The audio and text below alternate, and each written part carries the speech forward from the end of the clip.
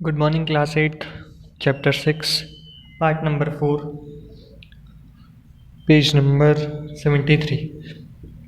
What is the role of public prosecutor? Public prosecutor कौन है? A criminal offence is regarded as public wrong.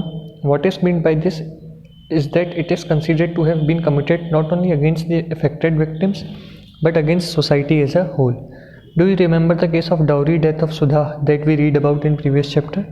The case against the accused Lakshman and his family was presented by the state.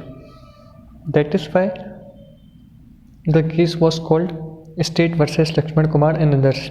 Similarly, the above case can be called as State versus Shanti Hembram and not Mrs.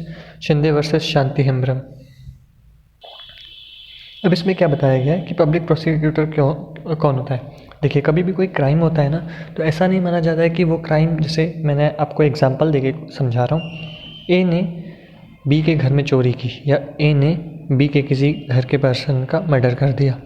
अब ए ने murder किया B के किसी member का, होता क्या है, तो ऐसा नहीं माना जाएगा कि ए ने जो है नुकसान पहुँचाया बी को, ये माना जाएगा कि ए ने पूरे इस नेशन को नुकसान पहुंचाया है। क्यों? क्योंकि इससे देखा जाए तो ये बोला जाएगा कि भारत में अपराध बढ़ रहा है, तो कंट्री की जो पोजीशन है वो डिफेम होती है ना। डिफेम इट मीन्स उसको इंसल्ट एक सहना पड़ता है कंट्री को कि हाँ, ये पूरे कंट्री के अगेंस्ट एक क्राइम है।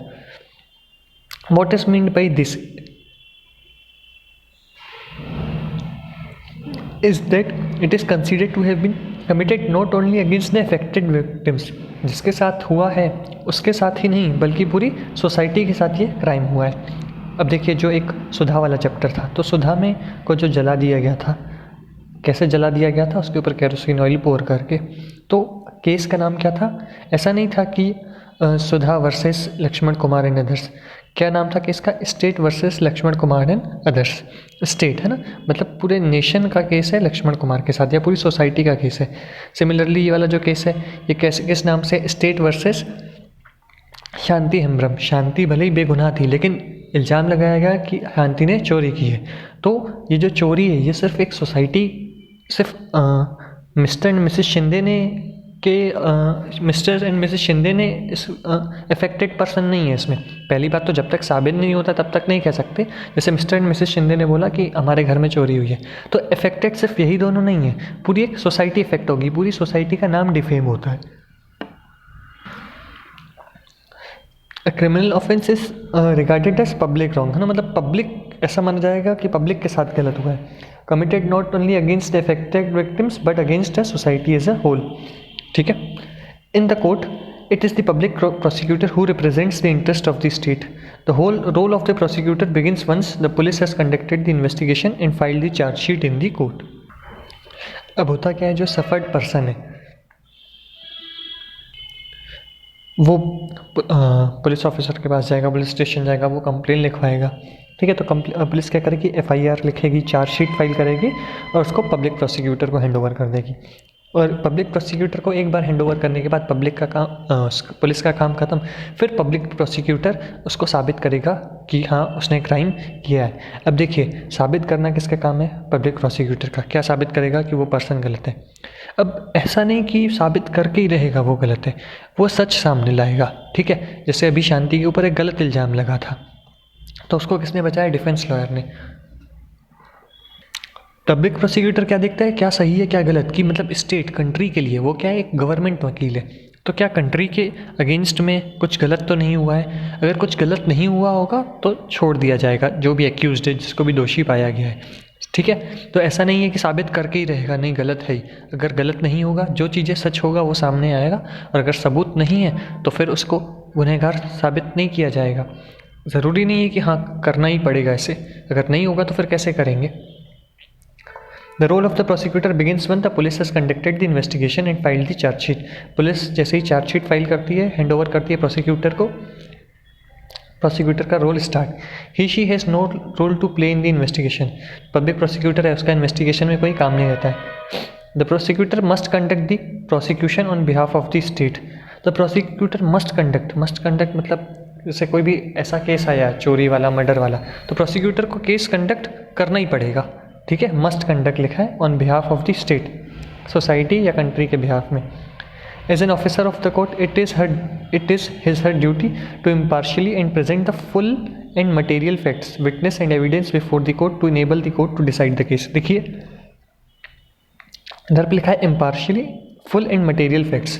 impartially मतलब बिना किसी पक्षपात के, ठीक है। वो हो सकता है कि जो अफेक्टेड पार्टी है जिसको वो जिसके ऊपर वो उसे क्रिमिनल साबित करना चाहता है, मान लीजिए उसका रिलेटिव है, स्टिल उसको इम्पार्शियली डिसीजन लेना पड़ेगा, ठीक है। या जिस पार्टी ने केस किया है वो उसके ऊपर बिना किसी वजह से केस लगा रही है ना, एक झूठा मूठा केस लगा रही है, तो उसे जो जिसने जुर्म किया, जिसके ऊपर केस लगा है, उसे फिर कोशिश भी करनी चाहिए बचाने की।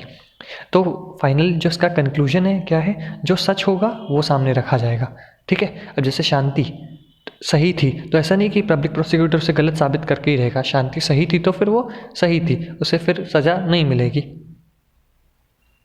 जो सफर्ड पर्सन है वो पुलिस में जाएगा, पुलिस में जाने के बाद क्या होता है, वो पब्लिक प्रोसिक्यूटर को चार्जशीट वो पुलिस इस पर चार्जशीट फाइल करती है, फिर पुलिस चार्जशीट पब्लिक प्रोसिक्यूटर को हैंडओवर कर देती है, और जो अपोनेंट रहता है वो डिफेंस लॉयर अपॉइंट करता है।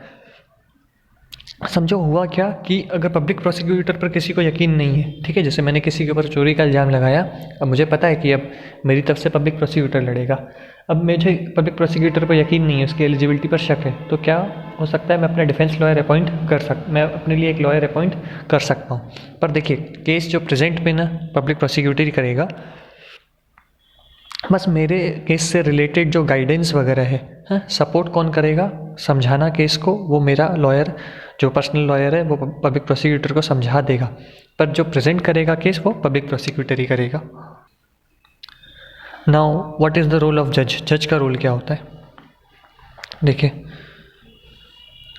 द जज is like an umpire in a game and conducts the trial, देखिए and conducts the trial, it means case impartially, underline कर लीजिए, इन एन ओपन कोर्ट।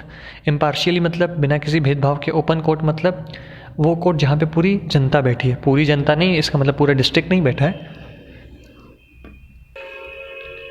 जिस पार्टी ने इल्ज़ाम लगाया है वो और जिस पार्टी ने गुनाह किया है वो, दोनों के पक्षपात बैठे रहते हैं, ठीक है, मतलब दोनों के रिलेटिव्स फ्रेंड्स बैठे रहते हैं, तो सबके सामने ये डिसीजन होता है। द जज hears all the witness and any other evidence presented by the prosecution and the defence.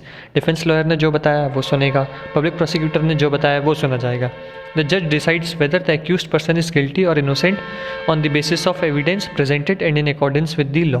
देखिए and in accordance with the law, जज डिसाइड करेगा कि जो एक्यूज्ड पर्सन है, एक्यूज मतलब जिसके ऊपर गुनाह लगाया गया है, वो एक्चुअल में गिल्टी है कि नहीं, ठीक है।